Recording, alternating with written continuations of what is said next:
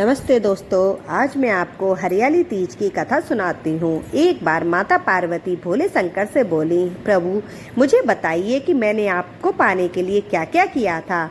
तो भोले शंकर ने पार्वती जी को उनके पूर्व जन्म का स्मरण कराने के उद्देश्य से इस व्रत की कथा कही थी।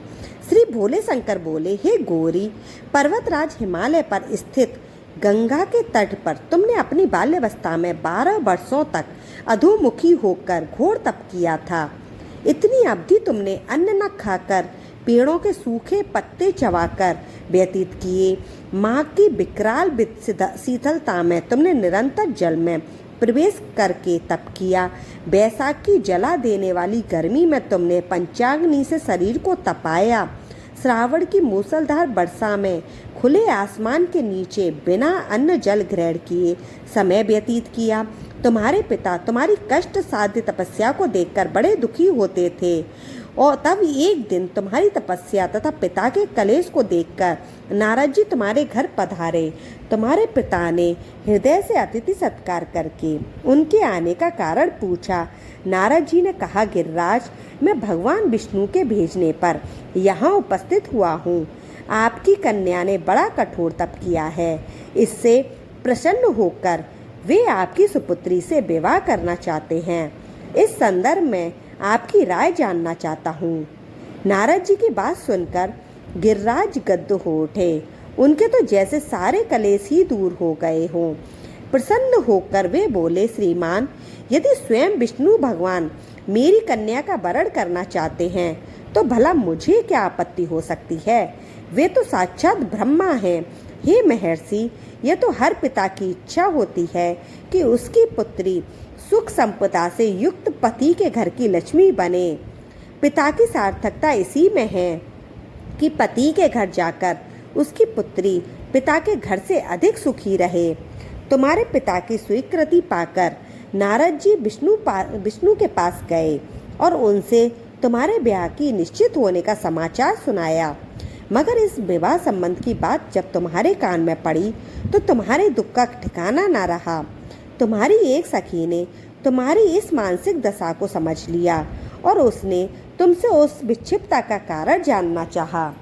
तब तुमने बताया, मैंने सच्चे हृदय से भगवान शिव शंकर का वरण किया है, किंतु मेरे पिता ने मेरा विवाह विष्णु जी से निश्चित कर दिया। मैं विचित्र धर्म संकट में हूँ। अब क्या करूँ?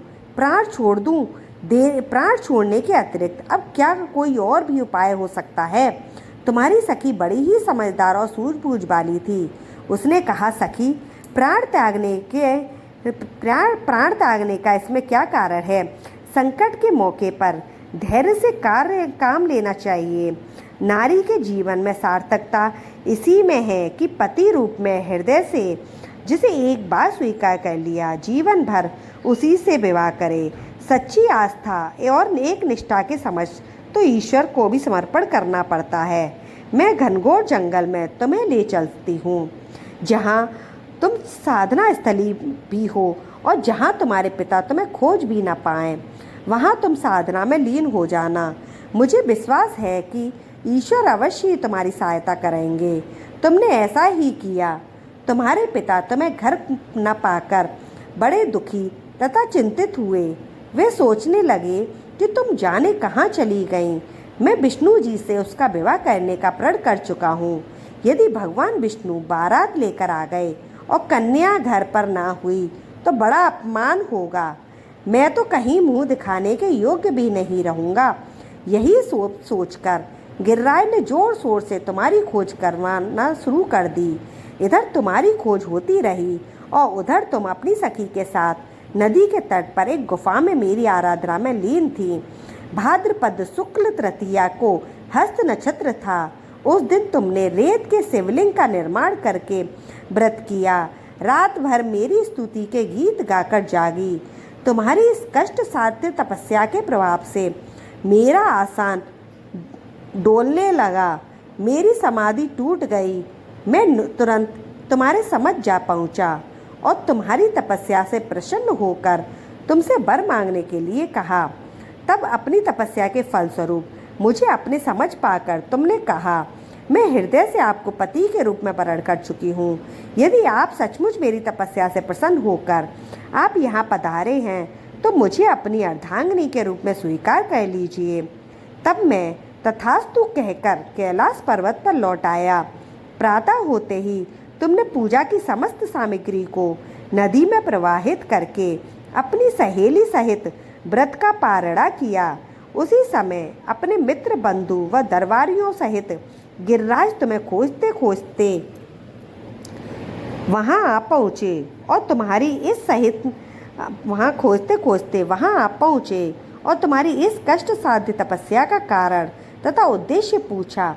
उस समय तुम्हारी दशा को देखकर गिरिराज अत्यधिक दुखी हुए और पीड़ा के कारण उनकी आंखों में आंसू उमड़ आए थे। तुमने उनके आंसू पोंछते हुए विनम्र स्वर में कहा, पिताजी, मैंने अपने जीवन का अधिकांश समय कठोर तपस्या में बिताया है। मेरी इस तपस्या का उद्देश्य केवल यही था कि मैं महादेव को पति के रूप में पाना चाहती थी। आज मैं अपनी तपस्या की कसौटी पर खरी उतर चुकी हूँ। आप क्योंकि विष्णु जी से मेरा विवाह करने का निर्णय ले चुके थे, इसलिए मैं अपने आराध्य की खोज में घर छोड़कर चली गई। अब मैं आपके साथ इसी शर्त पर घर जाऊंगी कि आप मेरा विवाह विष्णु जी से न करके महादेव जी से करेंगे। गिरिराज मान गए और तुम्हें घर ले गए। कुछ समय के पश्चात विधि विधान पूर्वक उन्होंने हम दोनों का विवाह सूत्र में बांध दिया। हे पार्वती, भाद्रपद की शुक्ल तृतीया को तुमने मेरी आराधना करके जो व्रत किया था, उसी के फलस्वरूप मेरा तुमसे विवाह हो सका। इसका महत्व यह है कि मैं इस व्रत को करने वाली कुंवारियों को मनवांछित फल देता हूँ।